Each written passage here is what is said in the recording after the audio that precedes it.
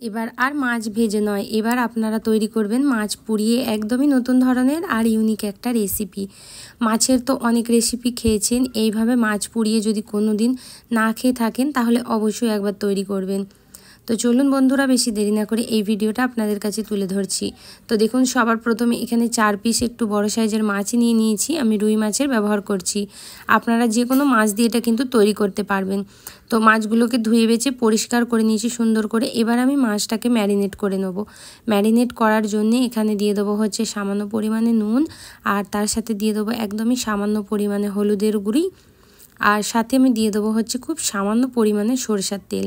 আপনারা চাইলে এখানে লেবুর রসও ব্যবহার করতে পারেন। দিয়ে এটাকে প্রথমে ভালো করে মাখিয়ে আমাদেরকে ম্যারিনেট করে নিতে হবে। তো চলুন সুন্দর করে মশলাগুলো এই মাছের মধ্যে মাখিয়ে নিই। খুব বেশি মশলা কিন্তু দেওয়া যাবে না, একদম যতটা দরকার শুধুমাত্র ততটাই দিতে হবে।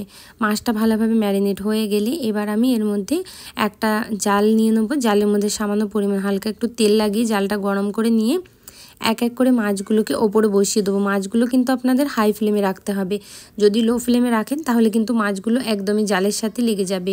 তাই অবশ্যই আপনারা মাছগুলোকে হাই ফ্লেমে রেখেই কিন্তু এরকম ধরন করেই পুড়িয়ে নেবেন। দেখবেন মাছগুলো পুড়তে পুড়তে কিন্তু 50% সিদ্ধ হয়ে যায়। প্রায় 2 থেকে 3 মিনিট হাই ফ্লেমে মাছগুলোকে পোড়ালেই কিন্তু হয়ে যাবে। যখন দেখবেন একদিক থেকে হয়ে এসেছে এরকম, তখন এগুলোকে এরকমভাবে উল্টিয়ে পাল্টিয়ে দেবেন একটুখানি। তো এই ধরনের মাছের তরকারি একবার অন্তত তৈরি করবেন, খুবই সুন্দর লাগে আর একদমই ইউনিক স্বাদের একটা টেস্ট আসে মাছে। তো এরকম করে উল্টে পাল্টে খুব ভালো করে আমি 1 থেকে 2 মিনিট মতো মাছগুলোকে ভালো করে পুড়িয়ে নিয়ে কিন্তু সাইডে রেখে দেবো। তো দেখুন, হাই ফ্লেমেই কিন্তু কাজটা করতে হবে বন্ধুরা। তো বন্ধুরা, যদি কেউ নতুন বন্ধু আমার চ্যানেলে এসে থাকেন অবশ্যই কিন্তু চ্যানেলটাকে সাবস্ক্রাইব করতে একদম ভুলবেন না। আর তার সাথে আমার চ্যানেলে বেল নোটিফিকেশানটা অন করবেন, এরকম রেসিপি দেওয়ার সাথে সাথে আপনাদের কাছে সবার প্রথমে পৌঁছে যাবে। মাছটা এখানে পোড়া হয়ে গেল, ওটাকে সাইডে রেখে দিয়ে অপর দিকে একটা কড়াইয়ের মধ্যে দিয়ে দেবো 2 চামচ পরিমাণে সরিষার তেল। তেলটা খুব ভালোভাবে যখন দেখবেন গরম হয়ে গেছে তখন এর মধ্যে দিয়ে দিতে হবে আমাদের এরকম লম্বা লম্বা করে কেটে রাখা আলু। আজ আমি আলু দিয়ে মাছটা তৈরি করছি। খুবই কম তেল মশলায় এই মাছটা তৈরি হয় আর খেতে কিন্তু খুবই অসাধারণ লাগে। আলুগুলোকে সব দিয়ে দিতে হবে, দিয়ে এবার খুব ভালো করে একটু নাড়াচাড়া করে ফেলতে হবে। নাড়াচাড়া করে এর মধ্যে আপনাদের দিয়ে দিতে হবে সামান্য পরিমাণে নুন আর সামান্য পরিমাণে হলুদের গুঁড়ো।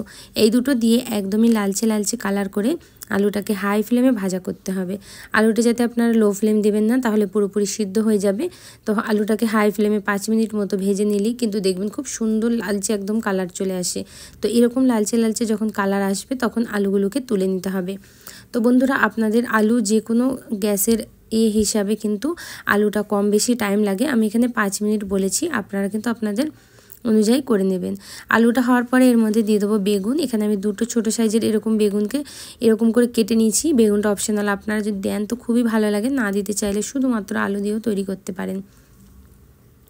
বেগুনটাও ঠিক এই একইভাবে লাল লাল করে আমাদেরকে ভেজে ফেলতে হবে। দিয়ে বেগুনটাকেও আমি আলুর সাথে কিন্তু একসাথে তুলে রেখে দিচ্ছি। এবার এই তেলের মধ্যেই কিন্তু আমি দিয়ে দেবো 2টো শুকনো লঙ্কা আর 1 চামচ পরিমাণে গোটা জিরে। নর্মাল জিরাটাই ব্যবহার করছি। এইভাবে পাতলা ঝোল যদি খেয়ে থাকেন খুবই মজার লাগে, অন্তত একবার এরকম করে তরকারিটা তৈরি করে দেখবেন, খুবই টেস্টি লাগে। তো দেখুন, এই 2 চামচ তেলে কিন্তু তৈরি করবো, আমি কোনো রকম আর এক্সট্রা তেল এখানে ব্যবহার করব না। ছোট সাইজের 3টে পেঁয়াজ দিয়ে দিচ্ছি। পেঁয়াজগুলো কিন্তু একদমই ছোট্ট ছোট্ট সাইজের ছিল, তাই আমি এখানে 3টে পেঁয়াজ ব্যবহার করছি। দিয়ে এবার খুব ভালো করে নাড়াচাড়া করে ভাজতে হবে, যতক্ষণ না এটা লালচে লালচে কালার চলে আসছে ঠিক ততক্ষণ আমাদেরকে কিন্তু এটাকে ভেজে যেতে হবে। তো এইভাবে অনবরত নাড়াচাড়া করে ভেজে দেখুন, এখানে যখন দেখবেন এরকম লালচে লালচে কালার চলে এসেছে তখন ভাববেন পেঁয়াজ ভাজা কমপ্লিট। খুব বেশি ডার্ক ব্রাউন কালার করতেও হবে না। এবার এর মধ্যে দিয়ে দেবো আদা রসুনের পেস্ট 1 চামচ পরিমাণে। আগে থেকে আমার আদা রসুনের পেস্ট তৈরি করা ছিল, তো আমি সেটাই আজকে এখানে ব্যবহার করছি। তেলের মধ্যে দিয়ে এটাকে একটু নাড়াচাড়া করে 1 মিনিট মতো ভাজা করে নিতে হবে, এতে আদা রসুনের কাঁচা গন্ধটা কিন্তু একদমই চলে যায়। তো আপনারা এইভাবে যদি কোনোদিন মাছের তরকারি তৈরি না করে থাকেন অবশ্যই একবার তৈরি করে দেখতে পারেন। তো আদা রসুনের পেস্টটাকে দিয়ে একটু ভালো করে নাড়াচাড়া করে নিচ্ছি 1 মিনিট মতো করার পরে এবার এর মধ্যে আমাদেরকে দিয়ে দিতে হবে হচ্ছে টমেটোর কুচি। এখানে দেখুন আমি 3টে মিডিয়াম সাইজের টমেটো নিয়েছি, কিন্তু টমেটোগুলো খুব বড় না, একদমই ছোটো ছোটো সাইজ বলতে পারেন আপনারা। দিয়ে এইভাবে নাড়াচাড়া করতে হবে। আর দিয়ে দিতে হবে মশলা। মশলায় দিয়ে দিচ্ছি হচ্ছে এখানে নুন, হলুদ গুঁড়ো হাফ চামচ, লাল লঙ্কার গুঁড়ো, ধনে গুঁড়ো হাফ চামচ আর জিরা গুঁড়ো হাফ চামচ। এগুলোকে সব দিয়ে ভালো করে আমাদেরকে নাড়াচাড়া করে নিতে হবে। সুন্দর করে নাড়াচাড়া করে এটাকে কিন্তু ভাজতে হবে। খুব বেশি মশলাটা ভাজতে হবে না। আর মশলাটা যখন দেখবেন যে পুড়ে পুড়ে আসছে, তখন কিন্তু এর মধ্যে আমাদেরকে দিয়ে দিতে হবে সামান্য পরিমাণে জল। জল দিয়ে কিন্তু মশলাটাকে ভালো করে কষিয়ে ফেলতে হবে আমাদেরকে সুন্দর করে। আর মশলা যখন দেখবেন যে কাঁচা গন্ধ একটা চলে গেছে, ততক্ষণ কিন্তু আমাদেরকে মশলাটাকে কষিয়ে নিতে হবে। তো আপনারা অল্প অল্প পরিমাণে জল দেবেন আর মশলাটা কষিয়ে নেবেন। টমেটোটাকে খুব বেশি এর মধ্যে ঘাঁটতে হবে না, কোনো রকম টমেটোটাকে ঘেঁটে একদমই গ্রেভি করার দরকার নেই। এবার কিন্তু যখন দেখবেন এরকম টমেটোর গোটা গোটাই আছে আর মশলা থেকে তেল ছেড়ে এসছে, তখন আলু বেগুন ভাজাটা কিন্তু এর মধ্যে দিয়ে দিতে হবে। তো এই ভাজা আলু বেগুনটা দিয়ে এবার খুব ভালো করে আমাদেরকে নাড়াচাড়া করতে হবে মশলার সাথে। ভালো করে নাড়াচাড়া করে কষিয়ে নিলেই কিন্তু দেখবেন আমাদের আলু বেগুনের সাথে মশলাটা খুব ভালোভাবে মিশে যাবে। তখনই কিন্তু এর মধ্যে দিয়ে দিতে হবে জল। জলটা এমনভাবে দেবেন, একইবারে জলটা দেবেন, বারবার করে কিন্তু জল এর মধ্যে আপনারা ব্যবহার করবেন না। তো আলুটাও যাতে সিদ্ধ হয়ে যায় আর যতটা গ্রেভি খাবেন আপনারা ততটা যাতে গ্রেভিও থাকে, সেই অনুযায়ী জলটা একবারেই দেবেন। দিয়ে এই সময় একটু নুনটা চেক করে নেবেন। চলুন তাহলে নুনটা আমি চেক করে নিচ্ছি। যদি নুন লাগে তাহলে সামান্য পরিমাণ দেবো, আর নাহলে দেবো না।